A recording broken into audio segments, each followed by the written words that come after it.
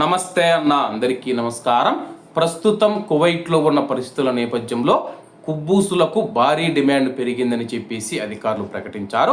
వివరాల్లోకి వెళితే Kuwait flour mills and bakeries company sales manager Nabeel Al Huzail గారు స్థానిక మీడియాతో మాట్లాడుతూ మార్కెట్ డిమాండ్ పెరుగుదలను తీర్చడానికి కంపెనీ ఇటీవల రోజుల్లో కుబ్బూసులు మరియు బ్రెడ్ల ఉత్పత్తిని గణనీయంగా పెంచిందని చెప్పి ఆయన ప్రకటించారు. అలాగే ఆయన మాట్లాడుతూ సాధారణ రోజుల్లో కుబ్బూసుల ఉత్పత్తి, కుబ్బూసులు మరియు బ్రెడ్లు ఏవైతే ఉన్నాయో వాటి ఉత్పత్తి రోజుకు 4 నుంచి 4.5 మిలియన్ల మధ్య ఉంటుంది. అంటే ప్రతిరోజు మనం చూసుకుంటే 40 లక్షల నుంచి 45 లక్షల మధ్య కుబ్బూసుల ఉత్పత్తి జరుగుతూ ఉందని చెప్పేసి, రంజాన్ సమయంలో మనం చూసుకుంటే అది 2.3 నుంచి 2.5 మిలియన్లకు తగ్గిపోతూ ఉంది. అంటే 23 లక్షల నుంచి 25 లక్షలకైతే కుబ్బూసుల డిమాండ్ తగ్గుతుందని చెప్పేసి, ఇటీవల రోజుల్లో మనం చూసుకుంటే డిమాండ్ భారీగా పెరిగింది. ఉత్పత్తి రోజుకు సాధారణ రోజుల కంటే కూడా 5.3 మిలియన్లకు చేరుకుంది.